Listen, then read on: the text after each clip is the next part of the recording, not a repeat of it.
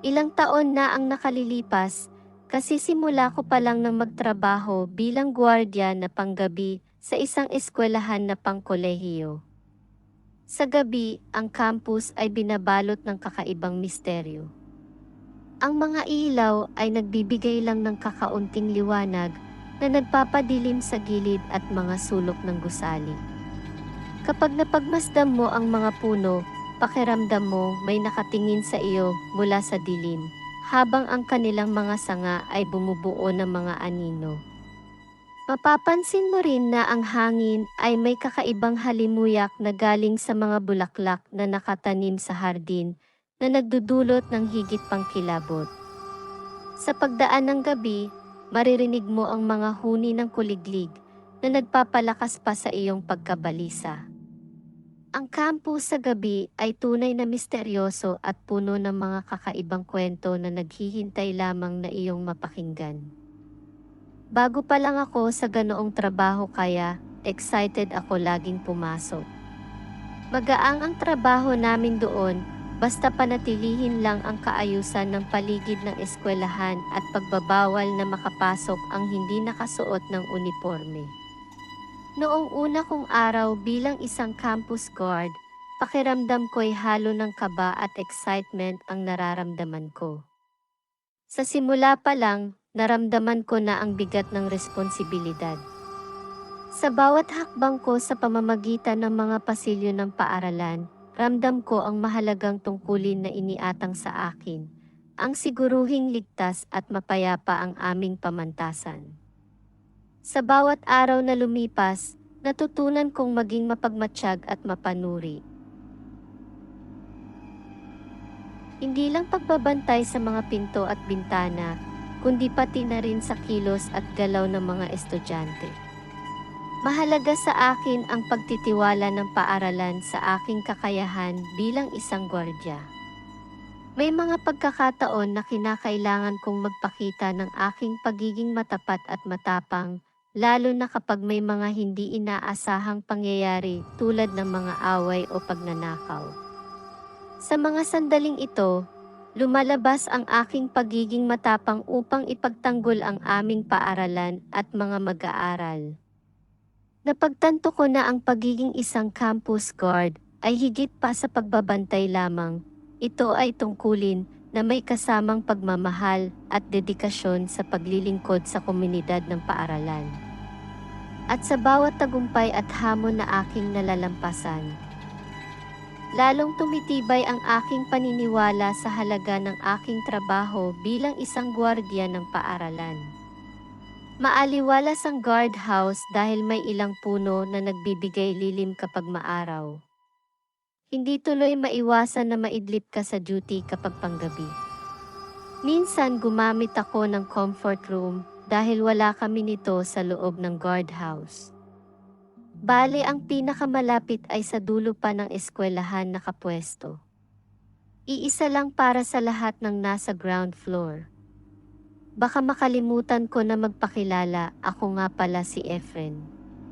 Para sa akin ang pagiging gwardya ay isang marangal na trabaho, kaya ipinagmamalaki ko ito. Mabanggit ko nga pala sa inyo na taga Maynila ako. Dito ang bawat araw ay isang laban. Puno ng ingay, polusyon, at mga taong nagmamadali patungo sa kanilang mga destinasyon. Sa murang edad, natutunan ko na ang halaga ng pagtitiyaga sa gitna ng kahirapan. Ang aming tahanan ay isang maliit na apartment sa isang maruming eskinita.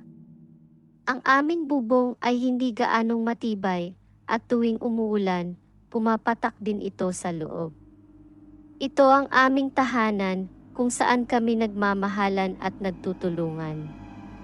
Ang aking ama ay isang construction worker, habang ang aking ina ay nagtitinda ng kakanin sa kanto. Tuwing umaga, bago ako pumasok sa paaralan, tutulungan ko silang maghanda ng aming pagkain at ihanda ang kanilang mga gamit para sa trabaho. Sa gabi, pagkatapos kong mag-aral at gawin ang aking mga gawain sa paaralan, Tutulong naman ako sa aking ina sa pagluluto at pag-aayos ng mga paninda.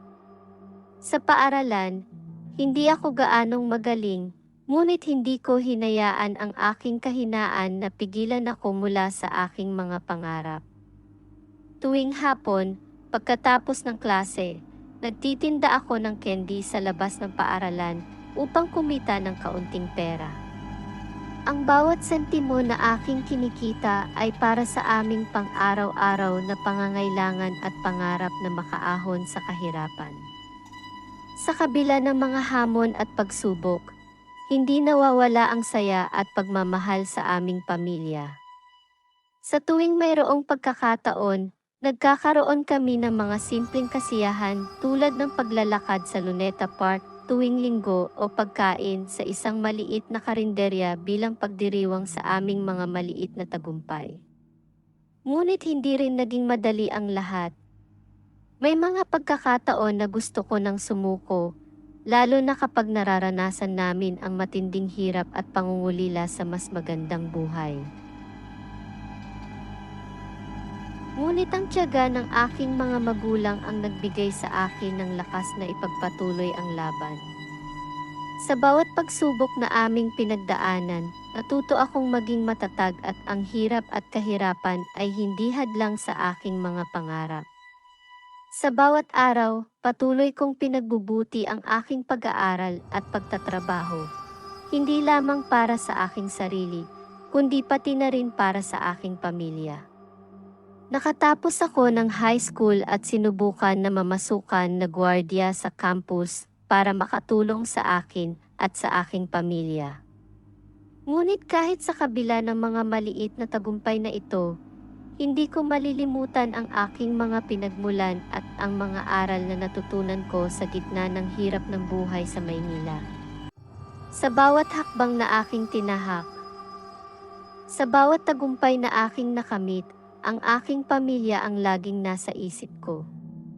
Sila ang aking inspirasyon at lakas sa gitna ng anumang pagsubok na aking hinaharap. At sa huli, alam ko na ang hirap ng aking nakaraan ay nagbigay sa akin ng lakas upang harapin ang anumang hamon na darating sa aking hinaharap. Mabalik tayo sa kwento, natatandaan ko pa. Ikawalo pa lang ng gabi noon nang lumabas ako para pumunta sa comfort room. May ilan-ilan pang professor at estudyante ang nasa second floor hanggang ika-9 ng gabi ang huling klase dito. Mula sa guardhouse, kailangan kong dumaan sa mahaba at madilim na pasilyo sa kaliwa. Halos kaunti na ang ilaw dahil wala nang gumagamit ng mga classroom sa ground floor kapag ganoong oras na. Bale nakarating na nga ako sa dulo, maraming cubicle at urinal ang pagpipili ang gamitin. Wala namang kakaiba hanggang sa pumasok ako. Pagpasok ko ang mga ilaw ay patay at biglang nagsindi lahat pagpasok ko. Sa una, hindi ko masyadong pinansin yun, akala ko naka-off lang ang ilaw o switch. Kaya't ginawa ko ang aking gawain. Hinugasan ang aking mga kamay at tumingin sa salamin at nakita kong may lalaking dumadaan sa likuran ko. Iniisip ko baka isa ito sa mga estudyante galing sa ibang silid. Nagtaka lang ako dahil sa isang kisap mata lang, nawala na ito sa paningin ko. Hanggang bigla ko namang naramdaman at napansin na mag-isa pa rin ako. Wala sa urinal at tiyak ako na wala akong narinig na paggalaw ng mga pinto ng mga cubicle. Palabas na ako papunta sa pasilyo nang biglang may narinig akong isang mahaba at malakas na paghinga na parang naghihirap, yun bang parang nag-aagaw buhay. Kasunod noon ay isang malakas na halakhak. Mukhang galing sa ilalim ng lupa. Maya-maya pa, sabay-sabay na gumalaw ang lahat ng pinto ng cubicle. Paglingon ko, wala namang katao-tao. Agad akong napasigaw sa gulat. Nanlaki ang mga mata ko habang ang aking puso ay bumilis ang tibok. Hindi ko alam kung anong gagawin, kaya't hindi ako nakaalis sa kinatatayuan at hindi makagalaw. May anino na parang gumalaw mula sa dilim, walang hugis, basta parang usok lang. Ang presensya nito ay nagdulot ng malamig na hangin na bumalot sa paligid, na pumipigil sa aking pagkilos. Halos patakbo akong lumabas at nagkandara pa. Hindi ko talaga maiwasan na mangilabot kapag naaalala ang nangyari ng gabing iyon. Ilang taon pa ang lumipas, dito pa rin naman ako nagtatrabaho. Yun nga lang bihira na ako makapasok bilang panggabing gwardiya. Siguro alam nyo na ang dahilan, simula nga noon, sa second floor na lang ako pumupunta kapag kailangan kong gumamit ng comfort room.